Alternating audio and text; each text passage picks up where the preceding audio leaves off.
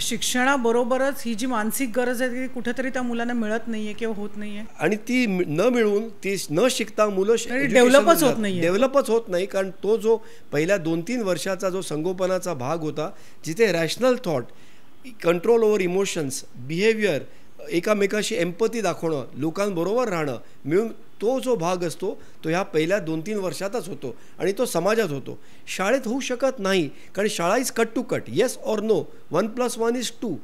मधला जो हा ग्रे झोन असतो तो आपण समाजातून काढून टाकला आहे आणि या गेल्या 10 वर्षात झालं आहे.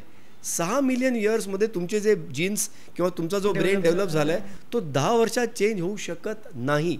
आणि म्हणून आज मुलांमध्ये आपण बघतोय की कंप्लेंट्स खूप येत आहेत. मुलं चिडचिडपणा खूप करत आहेत, हायपर ॲक्टिव्ह आहेत, अग्रेसिव्ह आहेत, कोणाचं ऐकत नाही, एकामेकाच्या प्रती एम्पथी नाही, सिंपती नाही, रागीटपणा. एकदा टीचर काय ओरडली शाळेत जायचंच नाही. हा काय रोग आहे का? नाही, हा रोग नाही, हा ऑटिझम किंवा ADHD नाही.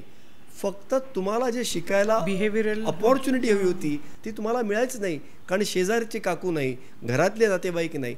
हा जो पिरियड होता पहिल्या 2-3 वर्षांचा, जिथे तुम्हाला नर्चरिंग केअर होऊन तुम्ही नर्चर व्हायचात, त्यानंतर शाळेत जायचात, तो हा मधला पिरियड कटआउट झाल्यामुळे मुलांना शाळेत जाताना हा ब्रेन डेव्हलपच झालेला नाही. तेव्हा आम्हाला आणि मग मी पटकन म्हणतो अरे हा ADHD आहे, हा ऑटिस्टिक आहे, मग त्याच्यावर थेरप्या चालतात वगैरे वगैरे. बऱ्याचशा मुलांना हा काही रोग नाहीत, फक्त नैसर्गिक जो डेव्हलपमेंट व्हायचा जो वेळ होता, अवधी मिळायला हवा होता, तो मिळाला नाही.